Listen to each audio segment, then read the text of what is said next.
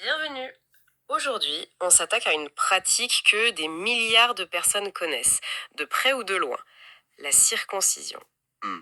On pense la connaître, on l'associe à l'hygiène, à la religion, à un rite de passage. Mais si tout ça n'était que la surface, si en fait ses véritables origines n'allaient rien avoir avec tout ça. C'est une question qui, si on la creuse un peu, nous emmène dans des territoires assez inattendus de la préhistoire et de la psyché humaine. Absolument. Pour notre analyse, on a entre les mains une série de textes de l'auteur Safa Kachmaz qui avance une thèse pour le moins radicale. On peut le dire. Selon lui, pour vraiment comprendre la circoncision, il faut oublier nos certitudes et remonter le temps. Loin, 12 000 ans en arrière, sur des sites comme Göbekli Tepe, en Turquie. Voilà. Et il nous dit que la clé, ce n'est pas la circoncision, mais un rituel bien plus extrême, la castration des adultes. C'est une théorie qui agit comme une déflagration en fait. Si elle s'avère juste, elle change pas seulement l'histoire d'un rituel, elle force à réécrire des pans entiers de notre compréhension des premières sociétés, des mythes fondateurs. Et des lois qui nous régissent encore aujourd'hui. Exactement. C'est une affirmation incroyablement forte quand même. L'auteur a donc intérêt à avoir des preuves solides pour étayer ça, hein. C'est le moins qu'on puisse dire. Notre mission aujourd'hui, c'est donc de déconstruire cette théorie, de la mettre un peu à l'épreuve. On va suivre son raisonnement, des preuves archéologiques aux mythes les plus anciens, pour voir si cette idée tient la route. Alors, décortiquons tout ça. Allons-y. Par où est-ce qu'on commence? On commence par la pierre. Le tangible. Oui, je tangible. Les sites archéologiques de Karahantepe et Sayburç, dans le sud-est de la Turquie. D'accord. Là-bas, on a retrouvé des choses assez uniques. Des statues d'hommes qui se tiennent le pénis, des centaines et des centaines de sculptures phalliques. Et l'interprétation la plus courante, celle d'archéologues comme Nekmi Karoul, c'est qu'il s'agit de rites d'initiation, d'un culte de la fertilité ou de la virilité. C'est la lecture logique, oui. La première qui vient à l'esprit. On voit des phallus, on pense culte de la virilité. Mais les sources qu'on analyse aujourd'hui nous disent regardez de plus près. Hmm. L'argument de Kachmaz, c'est que cette interprétation est un contresens total. Il nous invite à examiner les détails de ces statues. Et qu'est-ce qu'il y voit, lui? D'abord, ce ne sont pas des adolescents en pleine initiation, mais des hommes adultes, souvent barbus. D'accord. Mais qu'est-ce qui cloche dans ces représentations, au-delà de l'âge? Ce sont les détails. Et ils sont assez troublants. Sur certaines sculptures, le pénis semble avoir été sectionné. Parfois, il est même remplacé par un simple trou. Ah oui, quand même. Sur d'autres, les testicules paraissent écrasés sous une ceinture très ouvragée. Ce n'est pas une célébration de la puissance sexuelle. Au contraire, ça ressemble à la représentation d'une mutilation. L'idée que les archéologues auraient tout lu à l'envers est centrale ici. Ça me fait penser à cette anecdote sur le site de Mezrat El Elailat, Oui, où l'archéologue Marmet Ozdogan, face à 600 statuettes de phallus, a plaisanté en disant que c'était peut-être un sex shop préhistorique. c'est une excellente illustration du problème. La plaisanterie est révélatrice d'un embarras face à une accumulation qui défie l'entendement. D'accord. La thèse de Kachmaz, elle, prend cette accumulation très au sérieux et propose une autre lecture.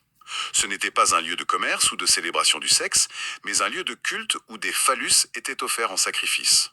Des phallus sacrifiés. Voilà. Ces lieux n'étaient donc pas des centres du culte de la virilité, mais des centres du culte de la castration. Le phallus n'y est pas un symbole de pouvoir, mais un organe sacrifié. D'accord. L'interprétation archéologique est radicalement inversée, mais ça soulève une question immense. Pourquoi? Pourquoi des sociétés entières se mettraient à pratiquer et à vénérer un rituel aussi extrême que la castration? Quel pourrait bien en être le but? C'est la question à 1 million. Et pour y répondre, la théorie nous fait quitter le terrain de l'archéologie pour entrer dans celui des mythes. Ah, Car selon Katzmaz, ces mythes ne sont pas des simples histoires. Ce sont les archives des lois sociales de l'époque. Et le plus frappant, c'est le mythe de la création dans la Théogonie d'Hésiode, un des textes fondateurs de la culture occidentale. on parle de la Grèce antique là. Exactement. L'une des toutes premières scènes décrites, c'est le dieu Chronos qui attaque son père, le dieu du ciel, Uranos. Et que fait-il? Il le mutile. Il le mutile avec une serpe. Il lui coupe les organes génitaux. On a tendance à voir ça comme une simple histoire de violence divine. Mais l'analyse qu'on a ici dit non, ce n'est pas une fiction, c'est la mémoire mythologique d'une pratique sociale réelle. Attendez, mais est-ce qu'on ne pourrait pas simplement dire que ce sont des histoires violentes, comme il y en a tant dans les mythologies? Qu'est-ce qui prouve que c'est le souvenir d'une loi sociale et pas juste une fiction un peu choquante? De l'acte. Chronos ne tue pas son père. Il le neutralise. Il neutralise précisément son pouvoir de procréation. Mhm. La question devient alors, pourquoi est-ce si important d'annuler le pouvoir de procréation du père? Pour le comprendre, il faut s'imaginer la structure des sociétés de l'époque. Imaginez deux clans, deux tribus, qui s'allient par un mariage. D'accord. La femme, la mère-terre, Gaïa, vient d'un clan. L'homme, le père ciel, Ouranos, de l'autre. Leurs enfants, à qui appartiennent-ils? Au clan du père ou à celui de la mère? C'était une source de conflit majeur, un problème politique fondamental. Ah, je vois. C'est une question de lignée, d'héritage, de pouvoir en fait. Précisément, la castration du père mythologique est une solution politique radicale à ce problème. En castrant Uranos, le mythe dit point d'interrogation. Le pouvoir de procréation du père est annulé, donc la lignée passe par la mère, Gaïa, le problème est réglé. La castration devient une sorte de clause dans un contrat d'alliance préhistorique. Inscrite dans la chair et dans les mythes. Et ce n'est pas un cas isolé. On retrouve une structure quasi identique chez les Hittites, un peuple de l'Anatolie ancienne, avec le mythe de Kumarbi qui mord et avale les organes génitaux du dieu du ciel Anu. Le même scénario. Exactement, le même scénario. Un acte de castration qui redéfinit le pouvoir et la succession divine. Pour Catchmaz, la concordance est trop forte pour être une coïncidence. Les pierres de Göbekli Tepe et les mythes grecs ou hittites raconteraient la même histoire. On a donc des pierres d'un côté et des mythes de l'autre qui semblent raconter cette même histoire de castration comme outil politique. C'est troublant. Mais comment est-ce que ça passe d'un rituel extrême à une véritable institution qui structure la société? C'est là que la théorie devient vraiment puissante. Cette pratique de la castration n'était pas juste un acte ponctuel. Elle a créé une nouvelle catégorie sociale, ce que les sources appellent une classe de castrés et de femmes stériles. D'accord. Ces individus étant privés de leur capacité à procréer, ne pouvaient pas fonder leur propre lignée, leur propre dynastie. Leur loyauté n'était donc pas tournée vers leur famille, mais était entièrement dévouée à l'institution qu'ils servaient, le temple, le palais. Ça fait immédiatement penser aux eunuques dans les empires plus tardifs, comme l'Empire byzantin ou ottoman, qui occupaient les plus hautes fonctions. Exactement. Ils devenaient les prêtres, les fonctionnaires, les administrateurs parfaits, car ils ne présentaient aucune menace pour la succession du pouvoir. Et l'auteur établit un lien direct, un héritage culturel, avec des institutions beaucoup plus récentes. Ah oui, d'accord. Il prend l'exemple de l'interdiction du mariage pour les prêtres et les évêques dans l'église syriaque, une des plus anciennes églises chrétiennes. Il n'y voit pas une simple règle morale, mais une forme symbolique, intériorisée, de cette castration physique originelle. La fonction est la même, garantir une loyauté totale à l'institution. Et cette pratique était donc courante dans la région d'où viennent ces découvertes? Apparemment oui, la tradition était si ancrée qu'au début de l'ère chrétienne, le roi Abgar-Dédès, c'est l'actuelle ville d'Urfa, au cœur de cette région archéologique, a dû promulguer une loi très spécifique. Laquelle? Une loi qui punissait de la coupure de la main tout homme qui se châtre lui-même. Or, on ne fait pas une loi pour interdire quelque chose que personne ne fait. Bien sûr. Ça prouve que l'autocastration était une pratique religieuse ou sociale encore bien vivante à l'époque. Tout ça nous amène à la question de l'héritage, qui semble être le cœur du réacteur de toute cette théorie. C'est le point névralgique. Et pour le démontrer, les textes qu'on a mettent en lumière un parallèle absolument saisissant entre deux récits. Un texte hittite et un texte biblique. D'accord. D'un côté, on a le testament du roi hittite Atushili. N'ayant pas d'héritier direct, il déclare « Un serviteur s'assiera sur le trône ». De l'autre côté, des siècles plus tard, dans la Genèse, on a l'angoisse d'Abraham. Lui aussi est sans enfant, et il dit à Dieu « Éliézer de Damas, mon serviteur, sera mon héritier ». Attendez, vous êtes en train de dire que le mot serviteur, dans ces deux textes millénaires, l'un hittite, l'autre biblique, pourrait en fait signifier eunuque. C'est exactement la clé de voûte de l'argument. Dans ces contextes de palais, le serviteur de haut rang, l'administrateur en chef, était très souvent un eunuque. Ce que ces deux textes révèlent, c'est un système de succession archaïque où le pouvoir ne se transmettait pas forcément par le sang, de père en fils, Mais par la fonction. mais par la fonction. L'héritier désigné était l'administrateur castré, le plus loyal, le plus compétent. C'était un système d'héritage par la fonction et non par la filiation biologique. Alors, si tout ce système social, politique et successoral repose sur la castration et cette classe d'eunuques, qu'est-ce qui a bien pu le faire basculer? Et surtout, quel est enfin le rapport avec la circoncision? On y arrive, on y est. Le point de bascule, le moment de la révolution, c'est l'histoire d'Abraham. et plus précisément le chapitre 17 de la Genèse. L'alliance? C'est là qu'Abraham scelle son alliance avec Dieu.